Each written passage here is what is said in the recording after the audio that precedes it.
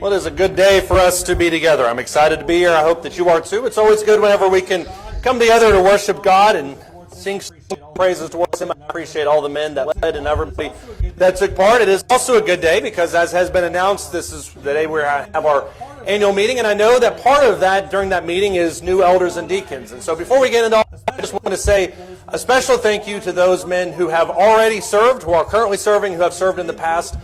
These men do amazing work behind the scenes. Those are men that care deeply about your soul, care deeply about this church and the work that takes place. And so to those of you who have served in the past as elders and deacons, we appreciate you. To those of you who are currently serving, we appreciate you. And to those of you who are about to start serving, I just want to express my appreciation for you. I'm looking forward to working underneath you, collaborating a little bit more, but also serving and working with you as was prayed to expand the borders of God's kingdom. So I appreciate all those men. It's also a good day because today is mine and Melina's 12th anniversary. Is that right? 12th anniversary? Yeah, 12th anniversary. I had it written down. It's 12th anniversary. And I've been thinking a lot about the last 12, 14 years was when we met 14 years ago. And I thought about all the things that have happened in those last 12 years, and it's been great. It's been amazing. It's been such a wonderful time. And if you were here 12 years ago, specifically the year or the week before we got married, that following Saturday, I did a sermon that many of you were probably familiar with if you were here around that time period. It was called What I Think I Know. And this was kind of a tongue-in-cheek reference to all the marriage tips in the world that I knew immediately before I got married. And it was all about things that I knew, obviously, before marriage, that everybody should know about marriage. And that was, like I said, a very tongue-in-cheek reference. It was all about things that are good in theory.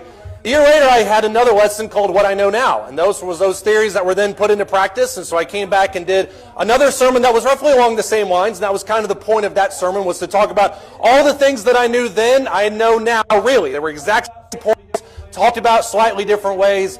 And then a few years ago, I did another recap of that sermon, which was almost at our 10-year anniversary. It was our 8-year anniversary. Said, What I Really Know Now. I thought that would be a good kind of ending to that series. And I love those sermons. And I loved exactly the points that I made. And if you go back and listen to those, or if you want the outlines, I can send them to you. I still stand behind those sermons. I think all the points that I made in those sermons are true and accurate. That being said, I'm never going to preach any of these sermons ever again. So this is the official closing of that trilogy. And it's not because, as I said, it's not because I think that those sermons are bad. I think they're very biblical. I think they're very relevant. The problem with those sermons is that you can't really boil down, and you know this better than I do, obviously. You can't really boil down a successful marriage to 3 bullet points. You can't just get up here in a pulpit and you can't just say, okay, if you follow point A, point B, especially not from a 27-year-old. I mean, let's get real. If you follow those 3 points, you're going to have a successful marriage. That's not how marriages work. And I would encourage you right now to think about those marriages in your life that you know about that you would deem as successful. You probably have 3 or 4, maybe 5, depending on who you know. You probably have at least a couple that you can think of. Those are some real successful marriages. I value them. I look up to them. They're kind of working together. And I would say that if you look at all those marriages that you know of as being successful, no 2 of them are the same. They all had different experiences. They all had different ups and downs. They all had different trials and tribulations. They had different successes. They had all these different things that made up differences in those marriages. But there is one thing, and so if I can boil down from 3 to 1, there is one thing that I've seen all successful marriages have in common, and that is a 100% commitment and buy-in to your spouse. That's the one thing that every successful marriage has in common. You have 2 people that come together, not because they're coming together because they want to be together or they're looking for an extra roommate. That's not the reason that they get married. They get married because they have completely bought into the success of their spouse. Physically, spiritually, everything involved with that. They are 100% committed to their welfare. And that's really the point if you look at it in Matthew chapter 19. I know this passage oftentimes gets discussed around the concept of divorce. We'll certainly talk about that for a couple seconds, but that's not really the point of Matthew 19. And I think that needs to be stated more than anything else. If you look at Matthew chapter 19, starting in verse 1, it says, When Jesus had finished these words, he departed from Galilee, came into the region of Judea beyond the Jordan. If you were in our geography class, you're probably familiar with where that actually is. Large crowds followed him, and he healed more of them there. Some Pharisees came to Jesus, and they were testing him. That lays the groundwork for everything he's about to say. And they asked him, Is it lawful for a man to divorce his wife for any reason at all? Notice how these people have missed the point right out of the gates. And we'll talk about this more here in just a second, but what these people are looking for is a loophole. That's what they want to know. And so he says, it's lawful for a man to divorce his wife for any reason. We just want to know what the rules are. And he answered and said back to them, notice how he completely avoids the question. It says in verse 4, have you not read that he who created them from the beginning made them male and female? And he said, for this reason a man shall leave his father and mother, be joined to his wife, and the two shall become one flesh. So they're no longer two, but one flesh. What therefore God has joined together, let not man separate. Put a pause in that real quick. Because notice what their direction is and what his direction is. What these people say is, we're in this marriage argument that we're having. We're talking about marriage, and there's divisions among three different groups of Jews, and some people say this, some people say this, some people say this. And oh, by the way, spoiler for verses 7, 8, and 9, we know what Moses says. So really what we're asking is whether or not what you say aligns with him. That's really what we're asking. They want to know, Jesus, is it lawful for a man to divorce his wife for any reason at all? And Jesus completely nukes that question and says, here's what the actual issue is. The actual issue is, going back to Genesis chapter 2, is that these two people will leave their parents, their family units, will come together and form one family unit. And notice that at least at this point in the Scripture, Jesus does not give them an out. He says literally at the end of that in verse 6, what God has joined together, let not man separate. That's not enough for them. Verse 7, why then did Moses command to give her a certificate of divorce and send her away? And he said to them, it's because you guys are rude. He said, because of the hardness of your heart, Moses permitted you to divorce your wives, but from the beginning, just to reiterate, from the beginning it has not been this way. And I say to you, whoever divorces his wife except for immorality and marries another commits adultery. That's the reason for divorce or remarriage, by the way. There's a lot of churches in today's world, there's a lot of people in today's world that will argue circles around that concept, but Jesus lays it out there in Matthew chapter 19 and verse 9. This is the reason. But notice how these people have completely missed the point. And if you are Mrs. Pharisee, I would warn you that you've entered into a marriage in which your spouse is looking for a way out. And that's probably why they're asking this. Under what conditions, what circumstances can I divorce? You go all the way back to the Old Testament. You look at Deuteronomy. You look at the laws surrounding marriage and divorce. The issues around divorce, and probably part of why this is such an issue with them, it's very ambiguous. The text literally says, if you find something displeasing in your spouse. Now, I know that there's some Hebrew language involved in what he means, but that is very ambiguous in a lot of these people's minds, and that's why it was so open-ended. And what Jesus does in Matthew, what he does certainly in the Sermon on the Mount, does throughout the rest of Matthew, is reorient their minds around what marriage should be. There should never, ever, ever be a person that goes into a marriage looking for a way out. And some of these people, I think, have very honest backgrounds. They look at it and they say, well, person X, I know that you're about to get married, and so I want to warn you that most marriages end in divorce. That's just a simple statistic, which it is not a simple statistic, but that's what people say. Well, if it doesn't work out, you can always divorce. And if you're told that going into a marriage, then chances are you're probably thinking about through the duration of your marriage. You're thinking to yourself, well, if this doesn't work out, there's always that escape hatch. There hasn't been. There was never intended to be one. But because of the hardness of our hearts, and because of sometimes people looking for ways out into contracts and covenants that they've made, they look for that.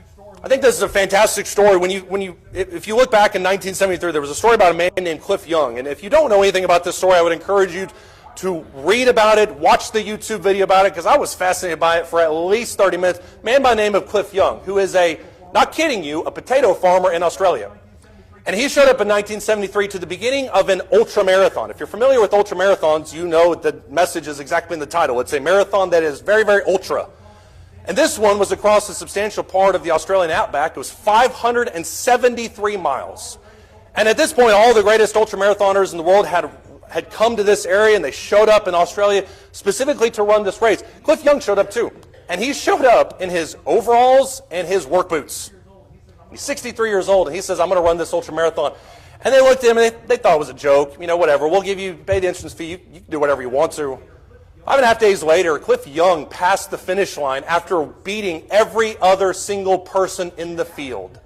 And they asked him, and if this doesn't say potato farmer written all over it, I don't know what does. But they asked him at the end of it, how was it that you were able to pass every one of these experts? You know what he said? Nobody told me, innocently enough, that I was supposed to spend part of that time sleeping. He never slept. And so for 5.5 days, he ran this ultramarathon at a very, very snail pace while all the experts were in their cots somewhere sleeping. That usually happens, doesn't it? You have all these supposed experts that come in and say, well, marriage needs this, this, and this, and this. And oh yeah, if you don't have this, then marriage could end in divorce. And you need to follow this path. This is the way in which you go. And yet what you have is Jesus saying in Matthew chapter 19, what you need to have a successful marriage is to go into it with the idea that you're never going to quit.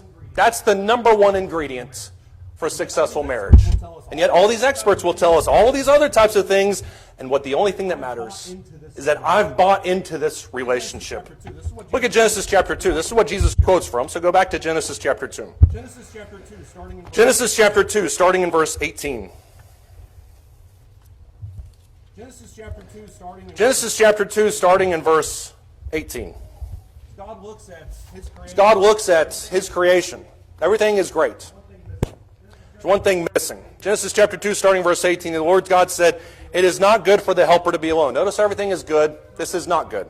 It's not good for the man to be alone. I'm going to make him a helper suitable for him. And out of the ground the Lord God formed every beast of the field, every bird of the sky, brought them to the man to see what he would call them, and whatever the man called a living creature, that was his name. This is not a metaphor for what he's about to talk about. It's not foreshadowing with what he talks about with the woman. But notice in verse 19, everybody is brought to him, whatever Adam calls them, that's their name. When Eve is brought forth in just a second, he's going to say, this is woman. This is what he thinks. Woman means out of man. This literally came out of me. So verse 19, everything that is brought to him, he says what he was called them. Whatever the man called a living creature, that was its name. The man gave names to all the cattle, to the birds of the sky, to every beast of the field. But for Adam, there wasn't found a helper suitable for him. Just wasn't anything good enough. So the Lord God caused a deep sleep to fall upon the man. He slept, took one of his ribs, closed up the flesh at that place. The Lord God fashioned into a woman, the rib which he had taken from man, and he then brought her to a man. And just as he had named everything else, verse 23, the man said, "This is now bone of my bones, flesh of my flesh. She shall be called woman, because she was literally," woman means out of man.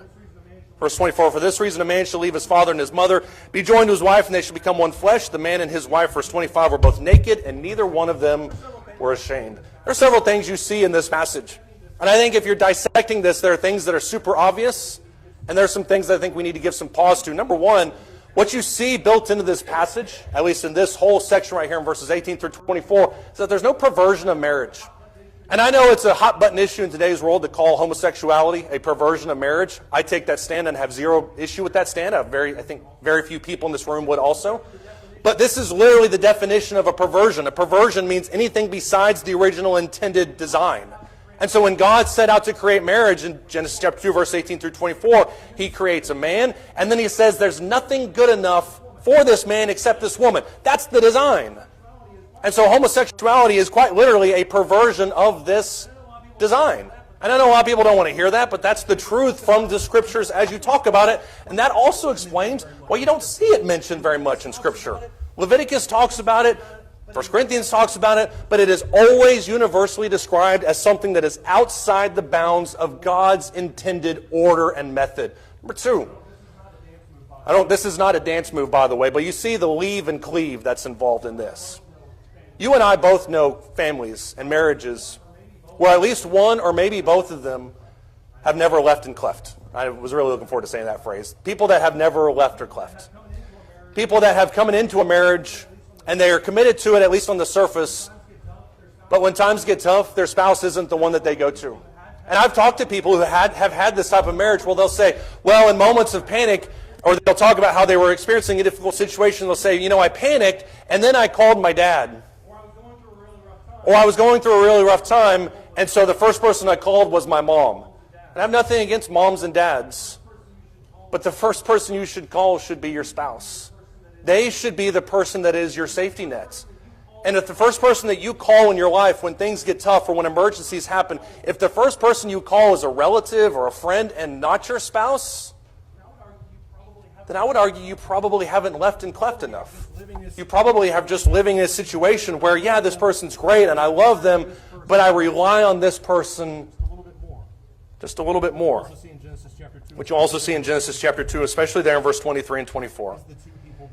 is the two people becoming one. time ago that I heard a preacher say a long time ago that marriage is not somebody looking for a roommate. It's somebody that wants to be together.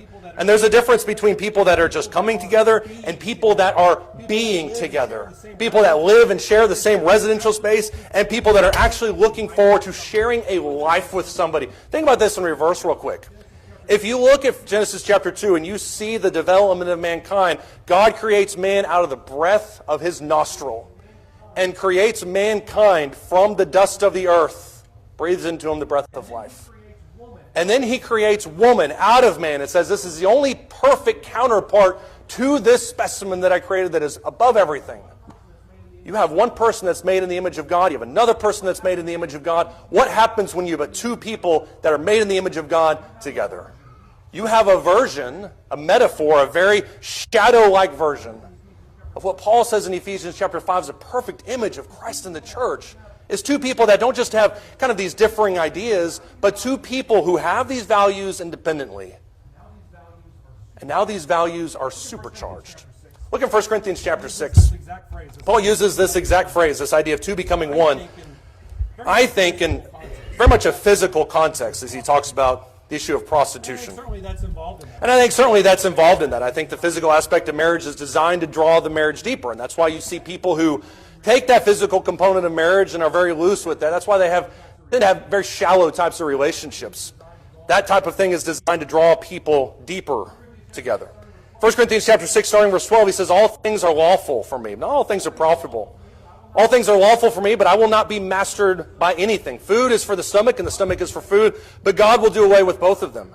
Yet the body is not for immorality, but for the Lord, and the Lord is for the body. Now God has not only raised the Lord, but will also raise us up through his power. Paul spends 3 verses there in 12 through 14 talking about the distinctness of you and how God created humanity in his own image. Then he sent his son to die for you. If that doesn't speak holiness or righteousness, I don't know what sanctification, I don't know what does. You should feel very good about yourself after reading that. Verse 15. Do you not know then that your bodies are members of Christ? Shall I then take away the members of Christ to make them members of a prostitute? Some people argue he's talking about idolatry in this situation. I don't really think that's his idea. I think he's talking about a literal prostitute. May never be. Or do you not know that the one who joins himself to a prostitute is one body with her? For he says, the two then shall become one flesh. But the one who joins himself to the Lord is one spirit with him. Flee immorality, verse 18. Every other sin that a man commits is outside of the body, but the immoral man sins against his own body. Or do you not know, that's like the 3rd time he says this in this passage, do you not know that your body is a temple of the Holy Spirit who is in you, whom you have from God, and that you are not your own? For you have been bought with a price, therefore glorify God in your body. When you read this section, the thing that should come into your mind is the distinctness of you. And especially as a Christian, there's a holiness that's involved in that. And so what Paul does in verses 12 through 20 is he talks about the very issue of profanity. Not saying bad words, but what is profanity? To take something that is holy and to profane them, to put them in front of the temple. Take something that is holy and move it into a place that is unholy. And that's what Paul talks about here in 1 Corinthians chapter 6. If you're somebody who is just kind of willy-nilly with the marriage contract, if you're somebody who is taking what is holy to marriage and just spreading it all over the place, then that's profaning the very institution that you are involved in. And how can you take something that is holy and sacred and join it to a prostitute? It shows a disregard for the other person. It shows a disregard for the church. It shows a disregard for the church. And it shows, as he points out here, a disregard for self. Ephesians chapter 5, starting in verse 25. This is another little part where he uses this idea. Ephesians chapter 5, starting in verse 25. He uses this exact same idea of two becoming one, slightly different context. Ephesians chapter 5, starting in verse 25, it says, husbands, love your wives just as Christ also loved the church and gave himself up for her, so that he might sanctify her, having cleansed her by the washing of water with the word, that he might present to himself the church in all her glory, having no spot or wrinkle or any such thing, but that she would be holy and blameless. Husbands also ought to love their own wives as their own bodies, for he who loves his own wife loves himself. Verse 29 is a great verse to underline or highlight. Husbands, no one ever hated your own flesh. What do you do with it? You treat it to catfish, you work out, you do your hobbies, you nourish it, you cherish it, just as Christ also did the church. You take care of it to the point of full and total self-sacrifice. That's the investment that we're making. Verse 30, because we are members of his body. And then notice how he dovetails into verse 31, the exact same thing that we just said. For this reason, a man shall leave his father and his mother and shall be joined to his wife, and the two shall become one flesh. You understand that passage through the very variety of texts that we've already illustrated, but think about it as he says in verse 32 with reference to Christ and the church. Nevertheless, each individual among you is also to love his own wife, even as himself, and the wife must see to it that she respects her husband. It takes two. And what you see in regards to this relationship as he's alluding to the fact of Christ and the church as being an image of our relationships, the self-sacrifice, the buy-in, it's all there.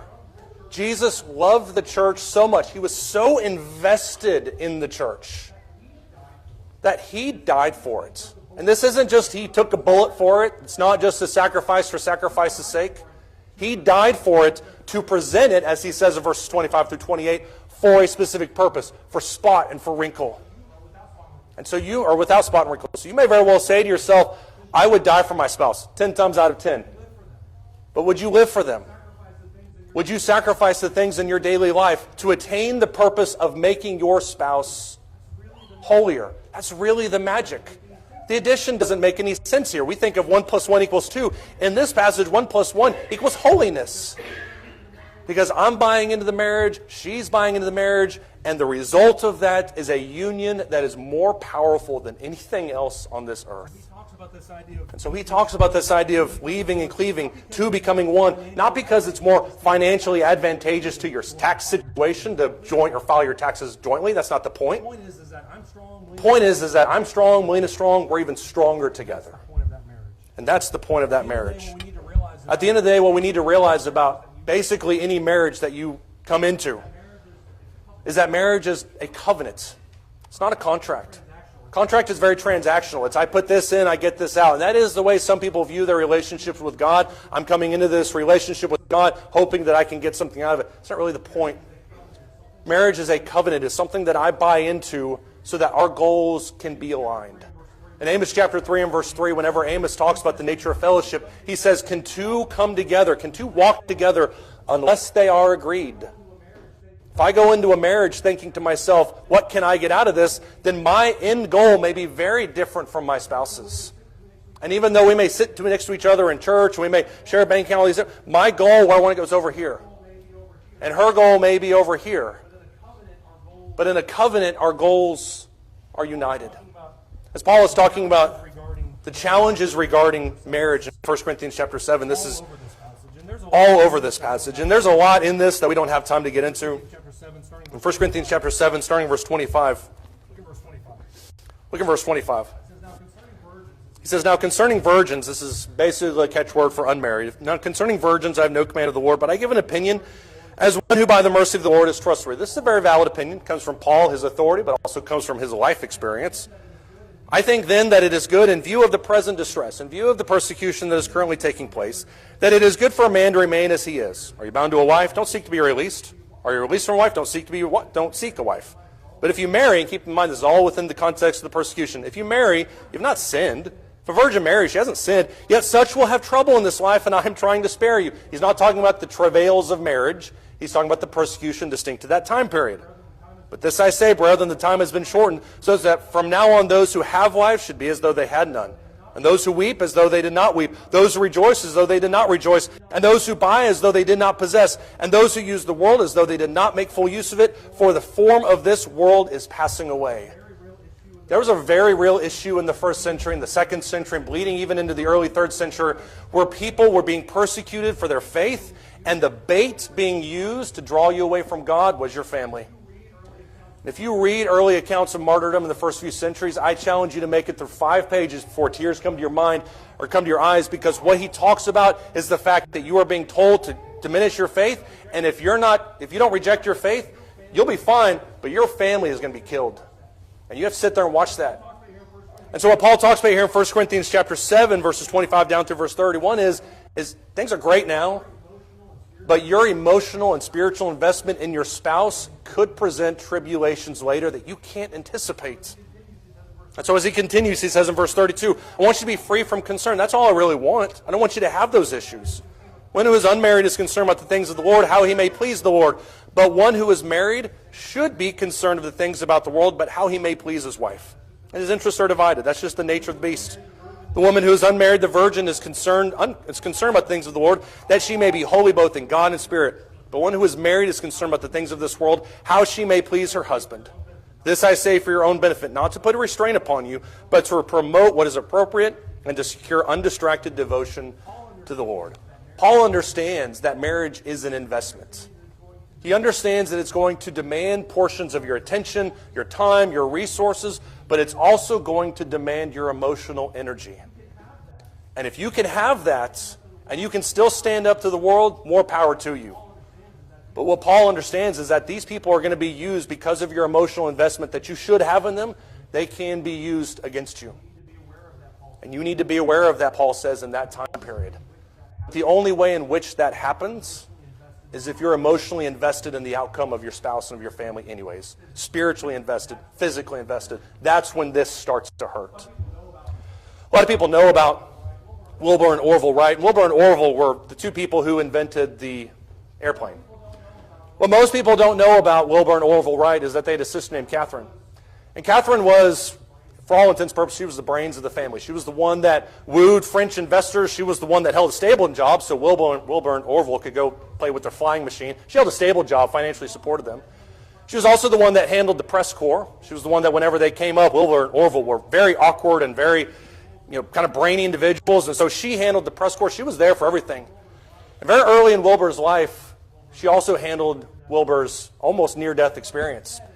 And what she said is she was later not included really in any articles, any fame, and not really any money involved to her work in that. What she said about that time was, little Wilbur was not going to be dead while I was still crawling around. That amount of self-sacrifice that she had, where she literally pulled nothing in return from that, that's sometimes the mentality that we have to have. Not because we're thinking about ourselves, but because we're thinking of the greater good. At the end of the day, when I enter into a marriage, I'm entering into a situation where together we can create something great. Much better than I can create by myself or with somebody else. This is the situation that I want. And if that's your investment, if you're married, I would encourage you to keep that mindset. If you're not married, that's the mindset that we need to go into marriage with. But if you're not a Christian, the exact same principle, Ephesians chapter 5, applies to your walk with Christ.